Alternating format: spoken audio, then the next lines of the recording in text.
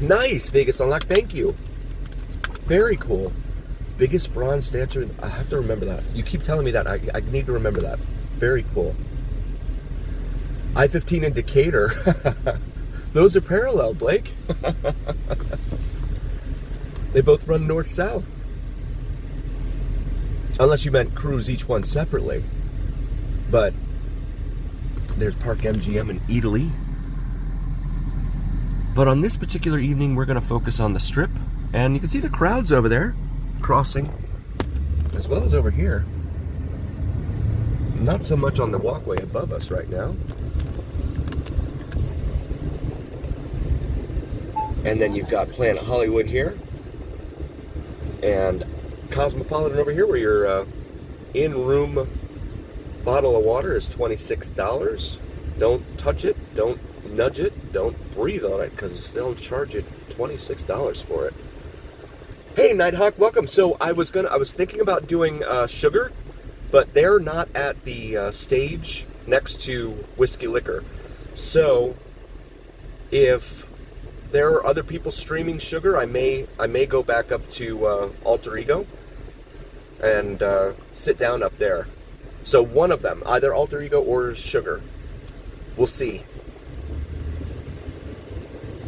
Yeah, a lot of times when I see, like, 2 or 3 people up there, I'm like, oh, well, that means there's something else to be recorded and viewed out there. So I'm like, I'll go catch that, And yeah, last night, God, it was, again, seven different streamers all in the same spot. Not even just on Fremont, they were all in the same spot. I'm like, my goodness. There's so many. Which is good. I mean, I like it. I like bringing, it really is good for the bands too. It brings notoriety, publicity to them. So when people, are planning their trips to Vegas, cops have someone over there in cuffs on the ground. And oh, this guy, he's gonna try and turn left from the travel lane there.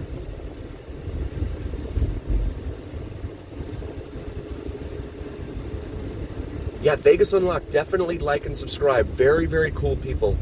They do the Strip usually on Wednesday evenings, live streams, as well as Fremont Street on Friday nights. And now with their new feature, interviews with folks from, let's not limit it, let's call it all over Vegas. Folks from everywhere in Vegas. There is the Bellagio. It's kind of cool how the sun rides behind the top of the building there, I think.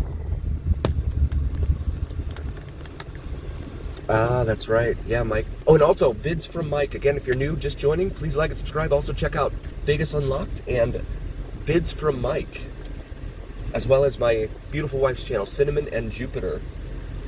Vids from Mike. Mike has some awesome videos up there, and I know Tobin has seen them, but the lava rocks there in Hawaii that he just posted up there this week, magnificent. You guys got to go see that. That's really, really cool stuff on Maui. So not even the heavily touristy Waikiki and Honolulu and all that. He was on Maui. Cromwell over here. As we pass Caesar Palace on the left. Very low-hanging sun here.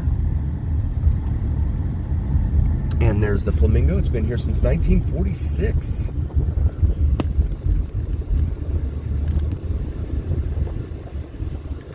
So, I guess it depends. What do we have here? I guess it depends upon the perspective. God, there's so many guys that just want to get their cars clobbered down here this evening. It depends upon your perspective. Like right now, there's a lot of pedestrian traffic over here on the sidewalks. That's a good sign. But during the weeks, oh my goodness, it's just completely empty. And one of the things too is the conventions. The conventions are usually what they try to schedule for the Monday through Thursday set, the working folks and all that. so that they can fill those rooms during the week. And then, of course, the vacationers come on the weekends. So they try and make it a 7-day operation. However, a lot of the conventions might be eschewing Vegas simply because of the cost. I know I saw on Not Leaving Las Vegas, Steven mentioned it was up around $300 a night at one point. The average hotel cost here in Vegas, $300 a night. That's crazy. That's more than some people make, right? I mean, like, per hour, because you check in at 3:30, you have to check out at 11 or whatever. There's the guitar, still going up in front of the Mirage. That guitar-shaped hotel is going to be very cool once it's up.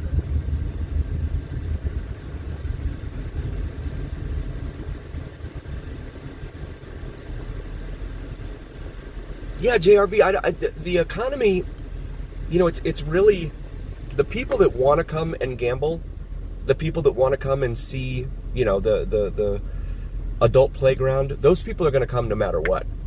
But I think there's probably some folks out there that are like, you know, this is not a value proposition for me anymore. It's too expensive, you know, and so the average room rate right now, I think, was what, $212 or something, which is still very expensive. But yeah, absolutely, Tobin. People are still going to come to Vegas. People love gambling, you know, and again, everyone comes to town thinking they're going to take down the house and shut down the casino, or at least walk away owning the casino. And there's TI right there, Treasure Island, with the Accor brand partnership, ACCOR, in case you have that particular brand of hotel that you follow. Scary. Oh, wow. Yeah, you know, I can see that. I can see that simply because, especially on Fremont, but I don't know if you were on Fremont, but Fremont certainly, the later it gets, yeah, you don't want to be out there. There's a couple of streamers that stay out, you know, down on Fremont well past midnight and stuff. And yeah, it gets a little sketchy down there, for sure. I will say that the security force down there is terrific. And that is part and parcel because of their leader, especially at night, and that's Javion. Javion, in my humble opinion, does a spectacular job of staying on top of things and being proactive versus reactive, like the Metro PD that is responsible for the Strip, in my humble opinion. But Javion, yeah, he does intelligence work down there and stuff too. He knows if someone sketchy is going to be there, and he has eyes on that person or people, etc. So shout out to Javion. He's really, really good at what he does. So, you know, as long as you're on those 4 or 5 blocks of Fremont Street and you have the security force there for Fremont, you know, of course, anything can happen anywhere, right? Especially when alcohol's involved. But it's still, I would say it's safer than the Strip. Because down here, these massive casinos out here, and you're out on the sidewalks, and, you know, it's a 4-mile stretch of all these casinos and stuff. You never know. You never know who could be out there. And like last night, they had I mean, not that this was a bad thing, but they had a full-on mariachi band out in front of the Bellagio. So they're getting all sorts of different street performers down here on the Strip. Of course, they've always had all kinds of street performers. They have, you know, Mickey Mouse and everything else that they have down on Fremont Street. But it's quite a menagerie of different folks. And anywhere that money's involved, right, in this town, there's a lot of money that comes through this town. You're always going to get those folks looking to exploit and take advantage and all that, unfortunately. So the Resorts World right here, second largest LED screen in the world. I read an article from SF Gate this week talking about the decline in business here in Vegas, and they claimed that the screen, the LED screen there at Fremont, was the world's largest. So That was, unless it's been edited, I'm sure the article probably still reads the same. But no, that is the world's third largest. This one up here on the side of Resorts World, that is the second largest. Oh, good, Cascade's coming. Yeah, it's tonight too, huh? So, you know, JRV, that's a great